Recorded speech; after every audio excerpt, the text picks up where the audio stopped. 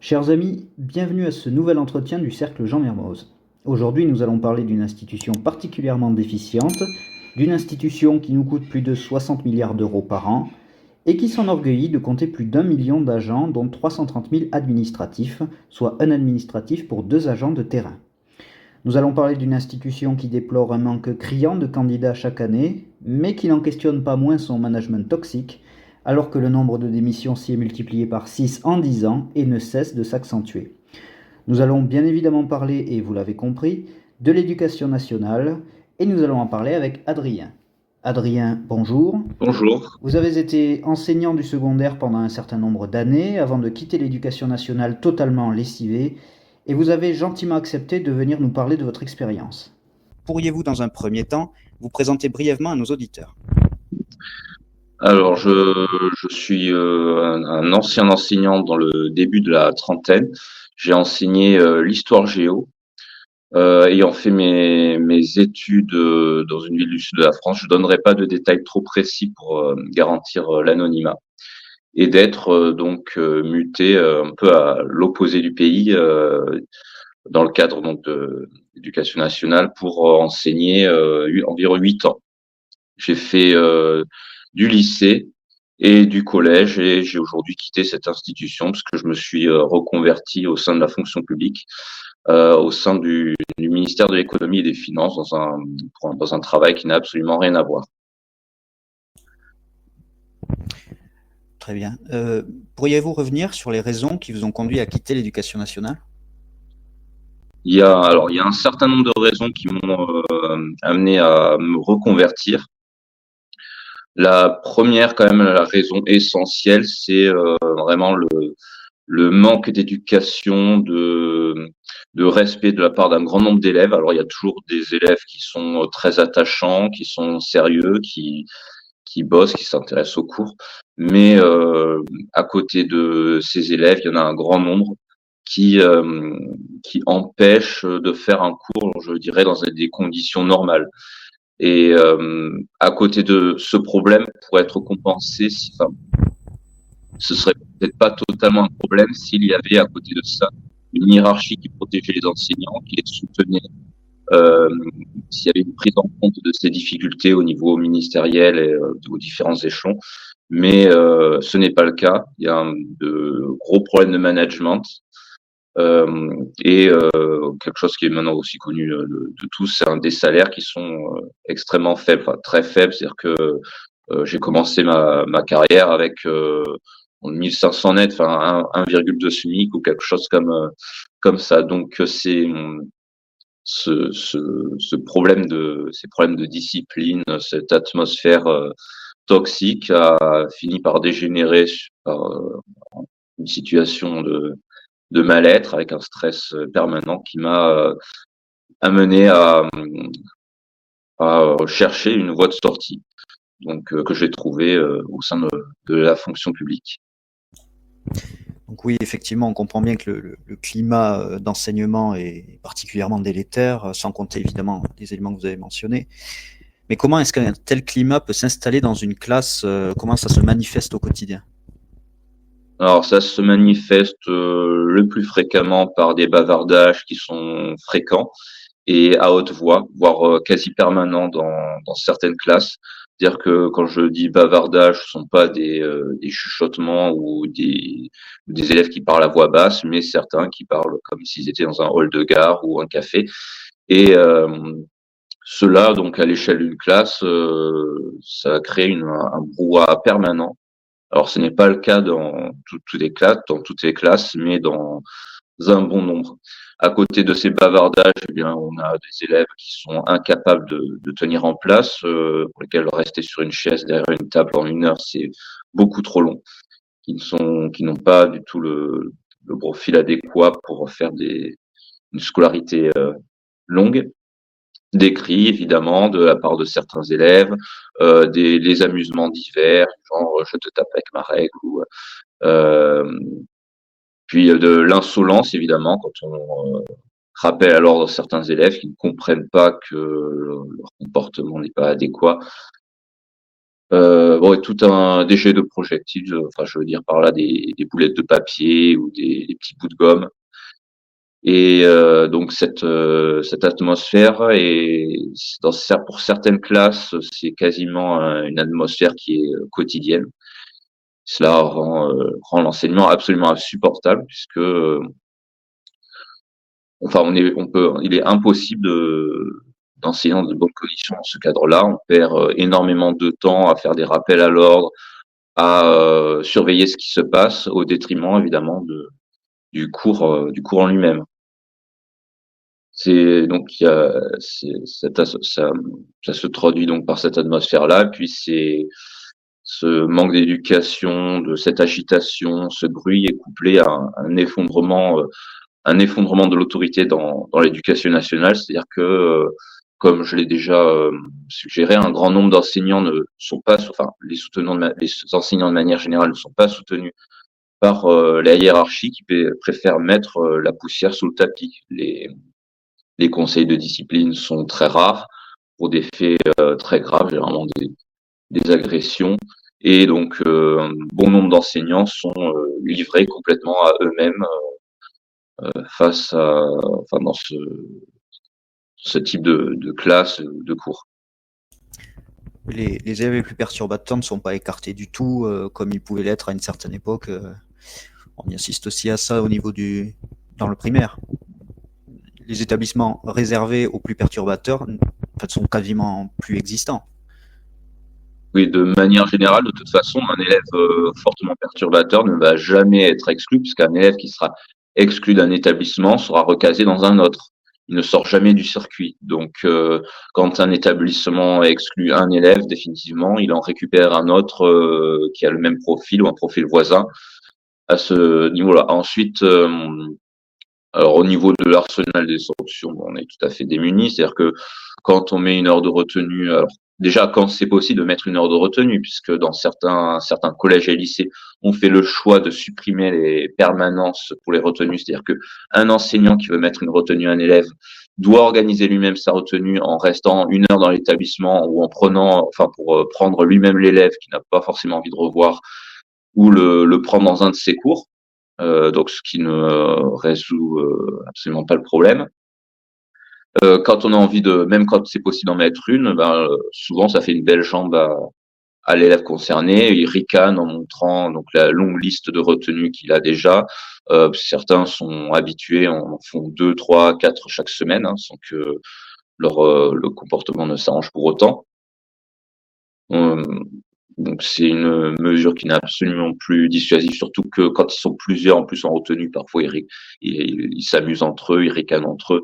Donc ça s'apparente plus à une cour de récré qu'à une véritable punition, enfin, une ambiance de récréation plutôt qu'une punition. On fait des rapports d'incidents qui restent pour la majorité d'entre eux sans suite, un appel avec éventuellement des appels aux parents, voire dans certains cas des exclusions temporaires de 1, 2 ou 3 jours, très rarement plus, qui ne donnent rien non plus, hein, puisque je pense que ce retour à la maison hein, de 2, 3 jours s'apparente plus à des vacances pour certains qu'à autre chose. Qu'en tout cas, quand les parents ne sont pas derrière, ce qui, pour ce type de profil, est quand même la grande majorité des cas. Donc finalement, on est absolument démunis.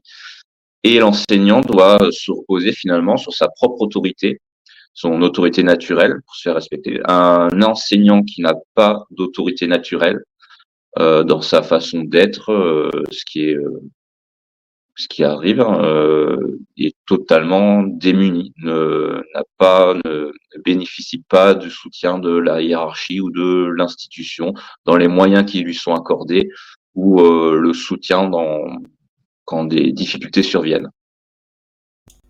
Oui, donc on comprend bien un personnel enseignant qui est très désarmé et qui doit en fait subir finalement. Comment est-ce qu'on supporte d'exercer dans des conditions pareilles pendant plusieurs années? Alors soit quand on a ce type de profil-là avec donc des élèves euh, qui se montrent agités, bruyants, Il y a des enseignants qui sont pourvus aussi d'une forte autorité naturelle. Donc c'est quelque chose qui se choisit pas trop, qui peut éventuellement se travailler un peu, mais bon, c'est quelque chose qui est propre à chacun. Donc ces enseignants arrivent soit parce qu'ils ont cette autorité ou un sens de l'humour qui fait qu'ils arrivent à raccrocher les élèves, ils arrivent à s'en sortir à peu près. Et pour d'autres, eh ben ça se termine par une démotivation totale, de l'anxiété, du stress. Et puis finalement, un nombre de d'émissions, comme vous l'avez dit en introduction, qui augmente fortement, des détachements dans la fonction publique, comme je l'ai fait, c'est-à-dire que on n'est pas comptabilisé, moi, les gens comme moi, dans les démissions ou les ruptures conventionnelles, puisque l'éducation nationale nous prête temporairement dans un autre ministère, et si l'on reste dans cet autre ministère, on est radié finalement des cas de l'éducation nationale sans que l'on soit compté dans des démissions. Ça ne m'étonnerait pas que ce nombre de détachements augmente lui aussi. Donc des démissions, et puis évidemment beaucoup moins de candidats au concours, puisque là, ça finit par se savoir entre la faiblesse de la rémunération et puis cette ambiance donc dans les classes, même en l'espace de en l'espace de 7-8 ans, ce qui n'est vraiment pas énorme, le nombre de candidats s'est littéralement effondré dans ma discipline. Lorsque j'ai passé le CAPES, le taux de sélection pour les présents par rapport aux reçus était de 20-25%. Aujourd'hui, j'ai vu qu'il est d'environ 40%, donc ce qui est quand même une sélection beaucoup plus faible. Donc voilà, on finit par quitter l'éducation nationale, ou ceux qui n'y arrivent pas multiplient les arrêts maladie pour essayer de supporter ça, de font des demandes de mutation pour essayer d'obtenir un établissement où le climat sera moins dégradé. Il est fréquent que les anciens, les professeurs les plus expérimentés, ceux qui vont partir à la retraite, évoquent souvent l'idée d'une détérioration. Alors, est-ce que cette détérioration, enfin, disons dans l'entourage et dans l'expérience que vous avez eue, vous êtes arrivé sur, disons, les dernières, les années les plus récentes, mais est-ce que vous avez des collègues qui vous ont évoqué vraiment cette détérioration? Est-ce que c'est lié à l'institution qui se détériore, aux élèves qui ont beaucoup évolué dans le mauvais sens du terme? Comment est-ce que ça s'est manifesté? Est-ce que vous avez des éléments là-dessus? Personnellement, je manque d'ancienneté dans l'éducation nationale pour évaluer ces détériorations que je n'ai pas trop perçues, d'autant que j'ai changé d'établissement en cours de carrière, donc je ne saurais pas trop en parler, mais des enseignants ont effectivement évoqué cette détérioration. Alors il y a une détérioration globale à l'échelle du pays, que manque de clés explicatives. Alors il y a des renoncements successifs, c'est-à-dire que on va toujours plus loin dans le laxisme. On refuse de plus en plus la sélection, c'est-à-dire que au fil du temps, de plus en plus d'élèves se sont mis à passer en seconde générale. Et puis il y a aussi l'évolution au sein de chaque établissement, c'est-à-dire que le départ d'une direction qui était assez efficace, assez ferme, et le remplacement par une direction, donc un chef d'établissement et son adjoint plus laxiste, peut se ressentir assez rapidement au bout de 1-2 ans, avec une dégradation donc qui va se ressentir rapidement au sein d'un établissement. Dans un collège que j'ai fréquenté, j'ai trouvé le climat quand même relativement dégradé, même s'il y a pire. Les collègues ont évoqué le fait que le climat s'était dégradé il y a 5-6 ans, enfin avant mon arrivée, en raison justement d'un changement du principal et de l'adjoint, avec aussi l'action des CPE, conseillers principaux d'éducation, qui joue beaucoup. Oui, on évoquera juste après la question du management toxique dans l'éducation nationale, effectivement. Juste pour rester sur la thématique des élèves et de ce qui les touche directement, est-ce que la faute est à imputer aux parents d'élèves? Est-ce qu'on a eu une nouvelle génération de parents qui a été beaucoup plus laxiste, qui s'est plus débarrassé de ses enfants plutôt que de les élever. Quelle est la responsabilité des parents sur cette mécanique, de votre point de vue, bien sûr? On peut pas. C'est une étude sociologique en soi, je pense. Alors c'est un peu difficile à juger puisque finalement on n'est pas tellement en contact avec les parents et puis bon les parents peuvent nous dire quelque chose et puis faire l'inverse à la maison. On n'est pas présent à la maison pour voir comment ça se passe. Mais ce qu'on peut observer quand même, c'est que bon, s'il y a des parents qui sont très bien, il y a quand même un bon nombre de parents qui semblent démissionnaires, qui ne semblent pas s'occuper ou qui considèrent que c'est à l'éducation nationale, au collège, au lycée ou l'école, hein, pour les plus petits, de finalement gérer leurs enfants. Que non. Il y a une mère d'élève, je me souviens, lors de ma dernière année, dont le fils avait une attitude absolument catastrophique en classe, c'est-à-dire que il rotait, il émettait des flatulences, il criait en cours, donc une attitude absolument catastrophique, qui avait dit à la professeure principale, ah bah, à la fin d'un rendez-vous, bon bah bon courage, et l'enseignante lui avait répondu comment ça bon courage. Et la mère avait dit alors ah bah vous savez moi je lui fais à manger mais c'est vous qui le gardez toute la journée. Donc avec cet élève qui parlait extrêmement mal à sa mère, les parents étaient séparés, qui parlait extrêmement mal à sa mère, voire d'une façon assez ordurière. Donc il y a bon ça c'est un cas un peu extrême, mais il y a quand même des parents qui ne s'occupent pas qui semblent pas tellement s'occuper, en tout cas sur le plan de l'autorité, de leurs enfants, voire pire que ça, qui défendent leurs enfants, qui ne font pas confiance à la parole de l'enseignant. Alors je me souviens par exemple d'une élève qui en plus était une bonne élève scolairement, qui avait triché en évaluation, c'est-à-dire que je l'ai vu avec un portable sur la jambe et je voyais que il y avait une photo d'une feuille de classeur et des choses écrites dessus, donc prise en photo avec le portable, donc vraisemblablement le cours hein, pour l'aider à faire son, son contrôle. Donc j'avais envoyé un message aux parents et puis j'ai la mère qui m'a répondu que elle m'avait demandé d'enlever le zéro ou en tout cas la sanction, je me souviens plus exactement ce que j'avais mis, parce que sa fille ne triche jamais et que elle ne faisait qu'envoyer un contrôle de maths à une amie, enfin une copine, une camarade. Donc, et puis des exemples comme ça, il y en a plein, des parents qui demandent de modifier des appréciations sur le bulletin. Donc, la contestation de punition qui est fréquente ou des tas de choses comme ça. Donc, il y a des parents qui s'occupent bien de leurs enfants, mais il y en a d'autres qui sont démissionnaires. Après, dans quelle proportion, c'est difficile à juger, puisque comme je l'ai dit, on n'est pas à la maison pour voir ça. Oui, et puis c'est toujours pareil, ce sont les pires qu'on retient le plus et les pires qui font le plus de bruit. Finalement, il y a aussi des gens normaux qui ne font pas de bruit et parce qu'ils ne font pas de bruit, finalement, on n'en tient pas nécessairement compte. Par contre, on identifie bien qu'il y a un irrespect réel de l'institution, que maintenant, en fait, l'éducation nationale s'apparente davantage à une garderie qu'à autre chose. Et quel effet ça, où on en est sur le niveau des élèves dans ce cadre-là? Quel est le niveau, que dire du niveau des élèves dans ce cadre-là? Et effectivement, entre le temps perdu en cours à ce niveau-là, l'absence de sélection qui fait qu'on s'adapte, un enseignant va forcément s'adapter aux 5, 6, 7, à la limite 8 élèves les plus faibles de sa classe, puisqu'on peut pas se permettre d'avoir un quart, un tiers ou la moitié de la classe qui est larguée. Ben on va obtenir, enfin, l'abandon des méthodes traditionnelles, ça on en reparlera peut-être, on va obtenir un niveau qui est très faible, voire catastrophique.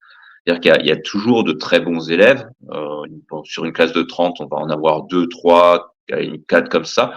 Mais il y a la moitié des classes ou un bon tiers au moins, voire même plutôt la moitié, qui va avoir un niveau catastrophique. C'est-à-dire que même au niveau je parle pas au niveau disciplinaire, même c'est-à-dire de l'apprentissage de cours en histoire-géographie, mais au niveau même de la maîtrise de la langue, des fautes absolument partout, des fautes grossières, et pire que ça, même la manière de construire les phrases. C'est-à-dire que je me souviens de mes terminales S, donc quand même fin de lycée, dans une voie générale scientifique, ou ES, c'est aussi pareil, en lycée avec un certain nombre d'élèves qui ne savaient pas construire des phrases, avec des oublis de mots un peu partout, des problèmes de ponctuation graves, évidemment les problèmes d'orthographe, dont on pouvait lire un paragraphe, on comprenait parfois pas grand-chose, quoi. C'était un galimatia de mots.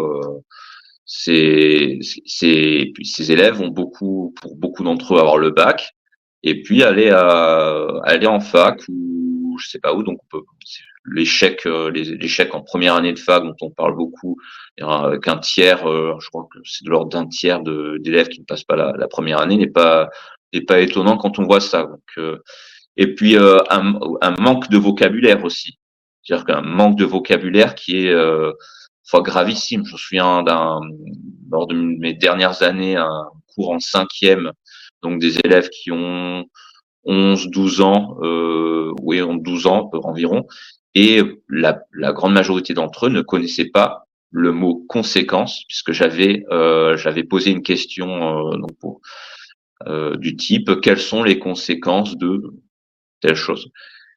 Donc les élèves n'avançaient pas. Et puis, il y a un élève qui m'a demandé qu'est-ce que voulait dire le mot conséquence. Et j'ai demandé à la classe qui peut lui expliquer. Et en fait, je me suis rendu compte que alors il y en a quelques-uns qui maîtrisaient le sens du mot, mais la grande majorité des élèves ne connaissaient pas le sens du mot conséquence. Ils m'ont dit. Et il y a plein d'autres exemples comme ça avec des mots qui nous paraissent assez basiques dans la langue française. Et puis après, je parle même pas de la maîtrise des repères habituels. C'est-à-dire que en terminale, on pouvait avoir des élèves qui ne savaient pas placer l'Allemagne sur la carte de l'Europe, des pays de ce type-là, ou ne pas savoir placer la Chine sur une carte ou l'Inde. Donc si on a toujours quelques très bons élèves, comme je l'ai dit, pour la grande majorité, c'est catastrophique. Effectivement, c'est plus l'éducation nationale à ce niveau-là, c'est la garderie nationale. Oui, oui, tout à fait. On constate effectivement, finalement, mais même à tous les niveaux, hein, du primaire jusqu'à l'enseignement supérieur, que les filtrages qui existaient avant et qui imposaient des redoublements ont disparu de la plupart dans le primaire et le secondaire. Il est devenu très rare de voir des enfants redoubler, finalement. Oui, effectivement. Alors aujourd'hui, Gabriel Attal a annoncé vouloir le remettre un peu au goût du jour. Je ne sais pas ce que ça va donner. Mais le redoublement, en fait, quand j'ai enseigné, ne se faisait plus qu'à la demande des parents et que lorsque l'élève avait manqué une grande partie des cours sur l'année en raison d'une maladie. Voilà. Donc un niveau extrêmement faible n'était plus suffisant pour redoubler. Donc un élève passe automatiquement dans la classe supérieure aujourd'hui. Il faut avoir été absent une grande partie de l'année et que les parents le demandent pour qu'un élève redouble. Oui, donc, enfin, il y a vraiment beaucoup de phénomènes qui détruisent le niveau des élèves finalement au nom de la bienveillance, de la tolérance et ainsi de suite, pour pas les traumatiser. On a aussi de moins en moins de lecteurs finalement, la lecture qui s'effondre, le sommeil des enfants aussi, des enfants et des adolescents qui baissent et qui a certainement des influences. Enfin, ce sont des thématiques qui sont assez courantes dans l'éducation nationale. Je pense que vous en avez aussi observé sûrement. Alors ça, on n'est pas chez eux, donc c'est assez difficile de le savoir. Mais quand on voit le manque de vocabulaire d'un grand nombre d'élèves, même le manque de fluidité dans la lecture de certains d'entre eux, on se doute que la lecture, c'est pas une activité qui est très habituelle pour certains. Et puis il y a aussi probablement les écrans. Alors après, à quel niveau cela a joué, je ne sais pas. Mais c'est aussi, les écrans à un très jeune âge, quand on a 3, 4, 5 ans, ça a été démontré que ça avait quand même un effet, peut-être pas, enfin un effet fortement négatif sur les capacités de concentration, la créativité également, et cela se ressent forcément au niveau scolaire. Très bien. Donc, nous avons évoqué donc la question des élèves, la tenue de classe, etc. Là, nous allons arriver sur un petit peu la deuxième partie qui est plus liée au management toxique de l'éducation nationale, qui est là aussi une question en soi, un sujet en soi. Alors déjà, vous avez évoqué le non-soutien, l'absence de soutien de la hiérarchie dans l'éducation nationale. Est-ce qu'on n'est pas non seulement dans une absence de soutien, mais en plus avec une volonté, pour certains inspecteurs en tout cas, de casser l'enseignant et de le faire rentrer dans des cases dogmatiques, avec donc un personnel enseignant qui est pris entre le marteau et l'enclume, finalement. Oui, c'est exactement ça. C'est une double maltraitance, celle des élèves, hein, celle que l'on subit en classe, et la maltraitance subie, enfin venant du haut, de certains chefs d'établissement, de plus en plus fréquents, et d'inspecteurs. Alors il y a les chefs d'établissement donc qui eux pensent pour certains surtout à leur carrière, c'est-à-dire que moins ils font remonter de problèmes, mieux ça se passe pour eux. C'est-à-dire qu'ils vont obtenir les établissements convoités, etc. Donc ils ont des statistiques à respecter, donc ils n'ont absolument pas d'intérêt à exclure des élèves de façon définitive. Ils ont plutôt intérêt à limiter les exclusions temporaires ou définitives, à faire remonter le moins de problèmes. Donc c'est ce qui a été appelé le pas de vague. Et il y a les inspecteurs. Alors les inspecteurs, c'est plus au niveau de la pédagogie, mais bon, la bienveillance n'est pas la qualité première de cette inspection, alors que l'on demande toujours aux enseignants. Enfin, la bienveillance doit être le maître mot des enseignants vis-à-vis des élèves. La bienveillance est de mise lors des examens également pour les élèves, mais cette bienveillance n'est pas la règle pour les enseignants. C'est-à-dire qu'on va avoir des inspecteurs dont l'habitude, effectivement, quand ils débarquent dans les classes, est de casser les enseignants. Et finalement, c'est quelque chose qui est assez tabou, puisque une inspection qui se passe très mal, on va peu en parler. On va avoir un peu de crainte à en parler aux collègues parce que on a peur que l'on pense que en fait c'est uniquement personnel, que c'est nous, que, que le problème vient de nous en fait, que peut-être que ces mauvais rapports, les mauvais rapports établis par les inspecteurs sont peut-être justifiés. Alors qu'en fait, quand on interroge les collègues, on se rend compte qu'il y a beaucoup d'entre eux qui ont vécu au moins une fois une inspection catastrophique, voire dont c'est en fait c'est l'habitude, enfin la norme pour certains d'entre eux, avec donc des inspecteurs qui vont dire que rien ne va parce que on ne répond pas à leur canon pédagogique, qui est parce que on appelle le pédagogisme, c'est-à-dire le refus du cours magistral et vertical, avec l'élève qui doit construire son propre savoir. Enfin, on reviendra peut-être là-dessus. Et donc je reviens aux chefs d'établissement. Pour les chefs d'établissement en matière de discipline, certains vont avoir une oreille bienveillante, mais vont pas pour autant prendre les sanctions nécessaires puisqu'ils ne le peuvent pas vraiment. Finalement, eux aussi sont relativement désarmés. Et d'autres vont considérer que s'il y a un problème dans la classe, c'est de la faute de l'enseignant. L'élève, il est blanc, il est vierge. L'élève, il ne peut pas y avoir de problème venant de l'élève en lui-même. Si l'élève se comporte mal, c'est que l'enseignant n'a pas su intéresser les élèves, n'a pas su les motiver, n'a pas su les accrocher à son cours. Donc finalement, c'est la faute de l'enseignant. C'est un peu du rousseauisme pédagogique, comme disait l'un de mes collègues. Hein. Le mal, finalement, ne vient pas de l'élève, il vient de l'école, de l'enseignant, qui n'a pas su instaurer un bon cadre, intéresser les élèves. Il y a un de mes chefs d'établissement qui disait fréquemment en fin d'année ou au cours des réunions de l'année, il y a des enseignants défaillants.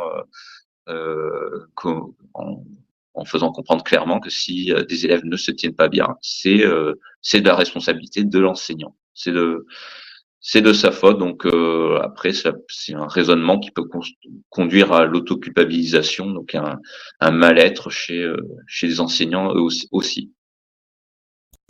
Et dans ce cadre-là, qui est déjà très toxique, où en fait, ce qu'on voit, c'est la généralisation des pires sur les postes de décision et de responsabilité, puisque c'est ceux qui ont les meilleurs résultats, puisqu'ils faussent les chiffres, finalement. Donc on a un management toxique dans ce cadre-là.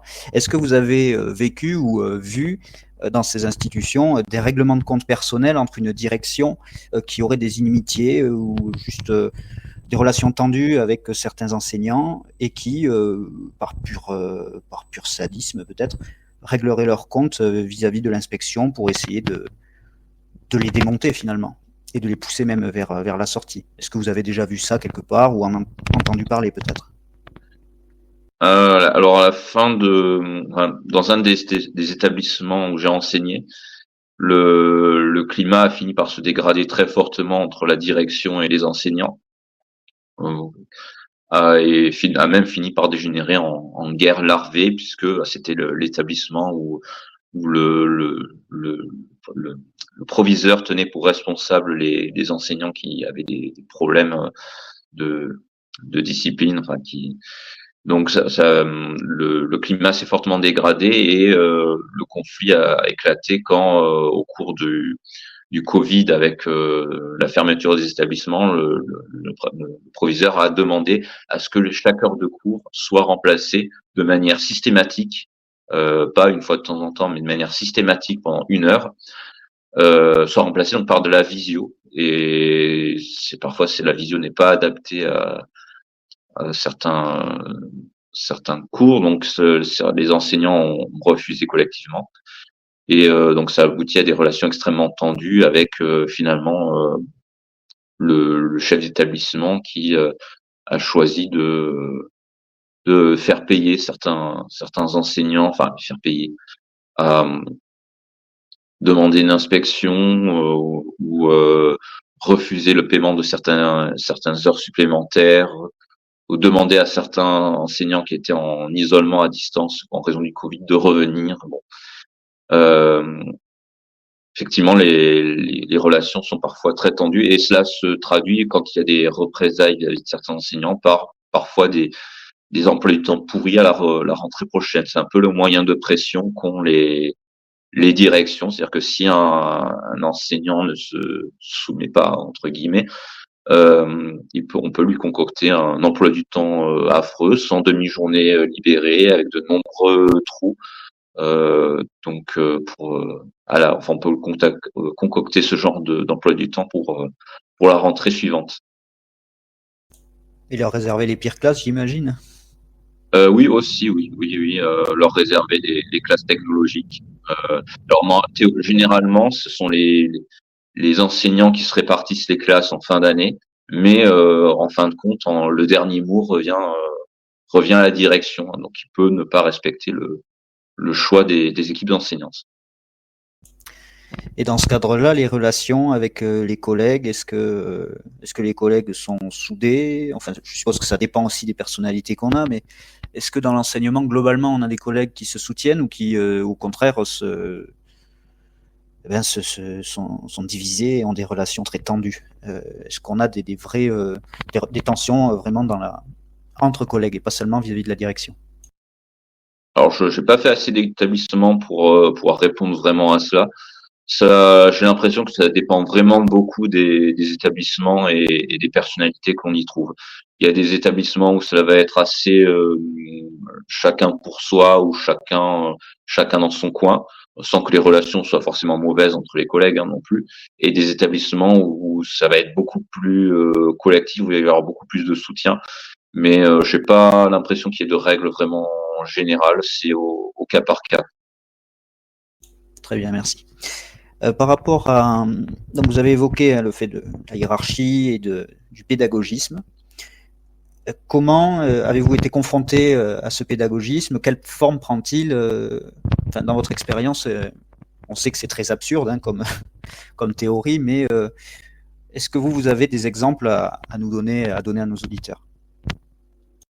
Alors oui, ce que j'appelle le pédagogisme, d'abord, c'est en fait le refus du cours vertical ou de la transmission verticale de l'enseignant vers l'élève.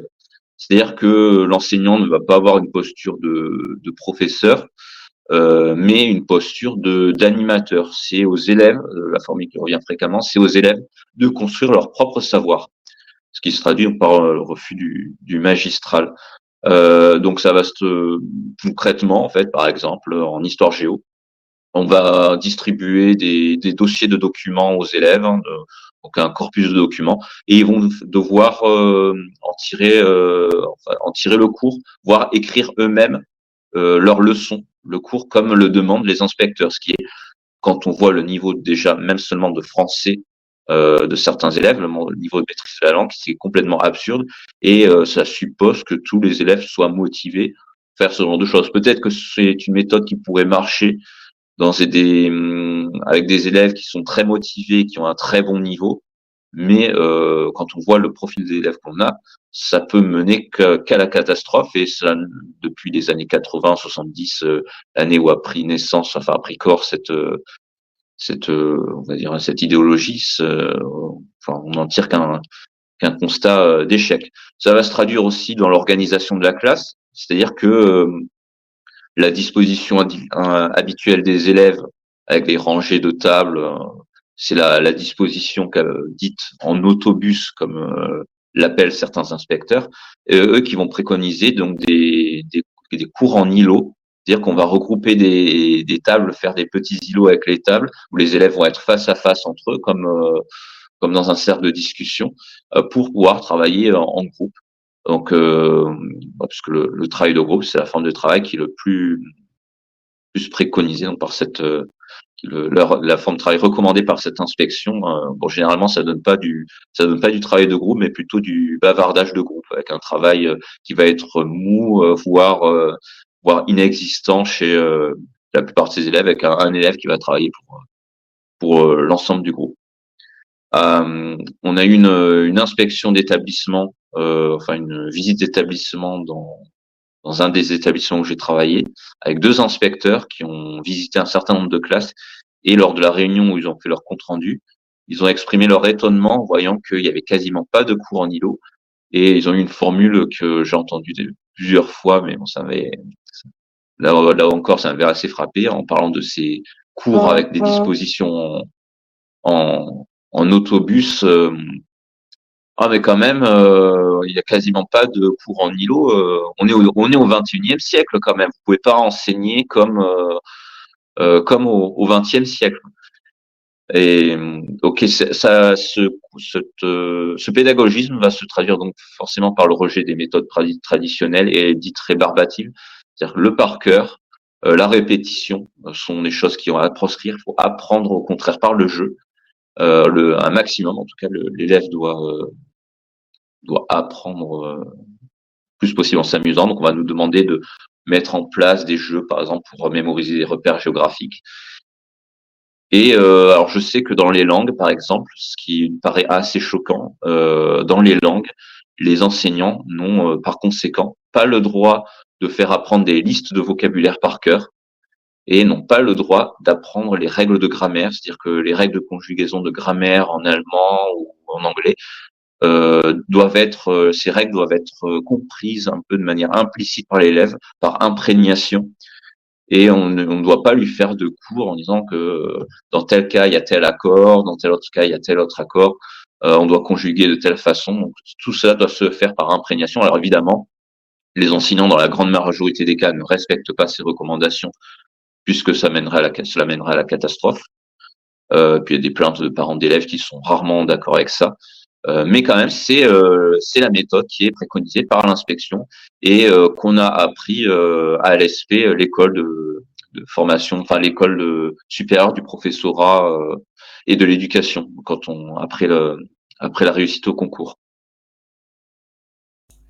Oui, donc là aussi, finalement, l'enseignant est pris entre le marteau et l'enclume, le marteau de la hiérarchie qui veut imposer une idéologie ou une pratique pédagogique, bon, superficielle, et finalement l'enclume de vouloir faire monter le niveau et faire son boulot convenablement, en faisant que les élèves sortent de la classe moins bêtes qu'ils n'y sont entrés. Donc il y a vraiment cette contradiction où là aussi qui doit faire que les enseignants voient le sens du travail complètement volé en éclats, vu ces contradictions, qui en plus donnent raison en définitive à l'inspection, puisque c'est elle qui a l'autorité suprême de casser les enseignants. D'ailleurs, le niveau des enseignants, est-ce que vous savez, est-ce que vous avez observé vous-même, on dit que les concours d'enseignement font venir des profs de qualité de plus en plus médiocre. Est-ce que vous avez déjà vu ça avec des enseignants complètement largués et qui finalement ne devraient pas exercer dans un pays normal?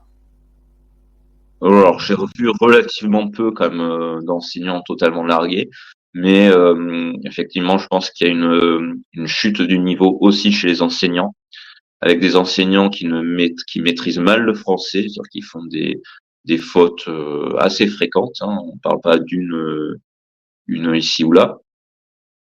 Et forcément, avec des salaires peu intéressants et un climat qui se détériore, les meilleurs éléments vont essayer de se caser ailleurs quand ils ont la capacité de réussir d'autres concours. Donc je manque d'ancienneté pour juger cette évolution-là aussi, mais je pense qu'effectivement, il y a, par rapport aux enseignants que j'ai connus en tant qu'élève, je pense qu'il y a une chute du niveau avec des profils qui sont des profils, enfin le profil d'intellectuel est un profil qui existe toujours chez les jeunes enseignants, chez certains jeunes, mais qui se fait de plus en plus rare. Oui, donc la conclusion, c'est qu'on voit qu'on a une institution qui pourrit par le haut et qui pourrit aussi par le bas, finalement. Enfin, dans une certaine mesure. Puisque les meilleurs, aussi bien en haut qu'en bas, finissent progressivement par quitter le navire. Donc il reste que les pires, finalement. En tout cas, c'est une dynamique qui est en train de se propager.